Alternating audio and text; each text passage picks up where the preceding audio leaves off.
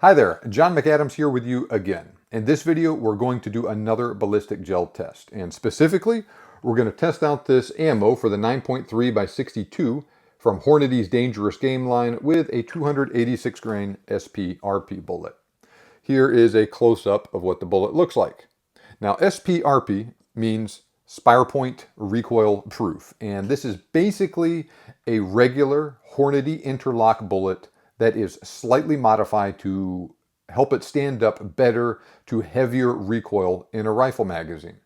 Now, speaking of rifles, I will shoot it from this Ruger M77 Hawkeye in 9.3x62 with a 22-inch barrel. Now, since most people are using this cartridge at short to moderate range, I'll shoot this ammunition into gel blocks 50 yards away. Of all the cartridges I have ever hunted with, I have definitely taken the greatest total weight of animals with the 9.3x62. Of all of those animals, darn near every single one of them was in that 25 to 75 yard range. That is also a very common range for shots on Cape Buffalo in general, to include with the 9.3. Phil Macero actually shot a leopard with his 9.3x62 at 60 yards, and he used this exact ammo too. So with all that in mind, that is why I'm shooting at 50 yards today, to get a good idea of how this ammo performs at the most common range that people are hunting with it at. And as always, I will measure all velocities with my Garmin chronograph. So let's get shooting.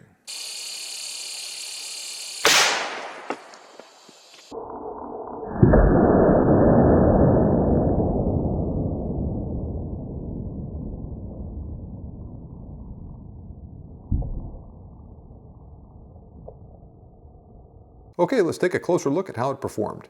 So as you can see, very short neck, almost no neck, with a massive wound cavity.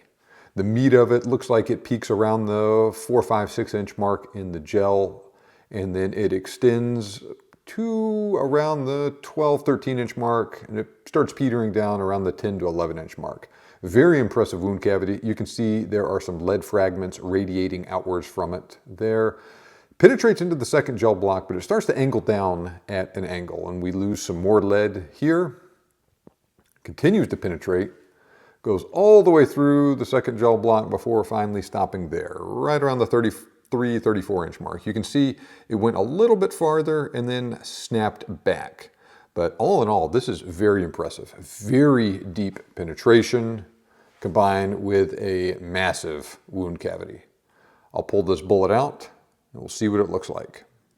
Okay, I pulled that bullet out of the gel block. The original bullet weight was 286 grains. I put this one on the scale. It now weighs 206.9 grains. We'll call it 207 grains. So it shed just over 25% of its total mass. This makes sense with all of the lead fragments I observed in that gel block. Next, original bullet diameter was 0.366 inches. This one now measures 0.603 inches. That is just over 1.5x bullet expansion, call it 1.65x to be exact. Let's take another look at the gel. All right, very short neck here, exactly what I like to see. This wound cavity is massive, especially considering the sedate velocity of this ammo. Remember, muzzle velocity was just over 2,300 feet per second in this case. That translates to just over 2,200 feet per second of impact velocity at 50 yards. So this is a really large wound cavity, and if you were to overlay this sort of expansion and this wound cavity on an animal, you would see the largest portion of this wound cavity would extend basically through the vitals of most animals. And that is exactly what I like to see. So massive devastation to the vital organs of most animals. That usually translates into fast kills and short tracking jobs. As you can see, there are also numerous lead fragments radiating outwards from the wound track to cause additional damage. This bullet also penetrates great, and this is one of those rare instances where the bullet actually makes it into the third gel block. Now, this bullet does shed around 25% of its original weight. This can, not necessarily will, but can negatively affect penetration. But on the flip side, this is a very heavy bullet too. Heavy bullets like this one usually have a tremendous amount of momentum compared to more common rifle cartridges.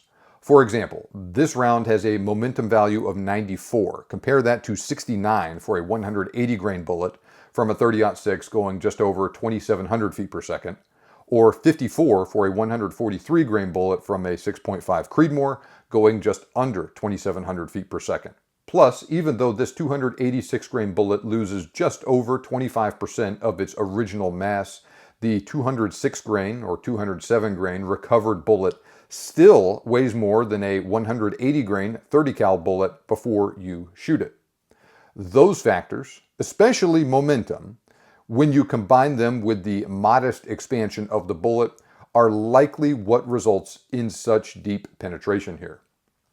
So to recap, we have 34 inches of penetration in gel, just over 1.5x bullet expansion, and just under 75% weight retention with a massive wound cavity. And my velocity here was actually a tiny bit slower than advertised. Let me look at the box here. Hornady advertises 2,360 feet per second.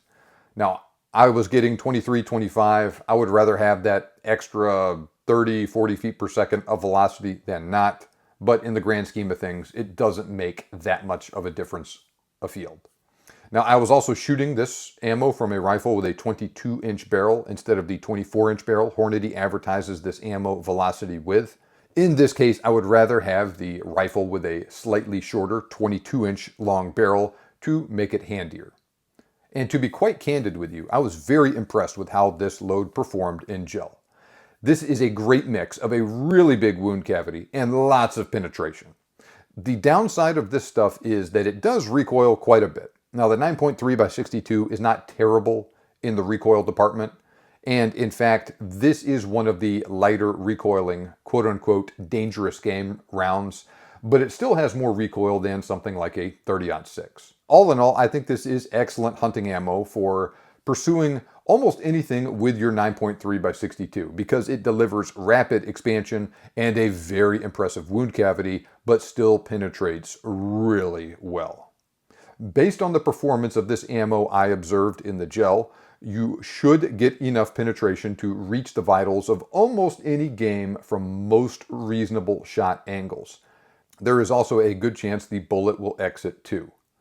The only thing I might be a little hesitant to shoot with this bullet is a Cape Buffalo, but it will probably still work really well in that regard too. My only potential concern is how this stuff would react against a really heavy bone, like a buffalo shoulder blade, and especially if you combine that shoulder blade with a buffalo's overlapping ribs and thick hide. Like I said, it would probably still work really well because after all, this ammo penetrated great in the gel, but I just don't know for sure.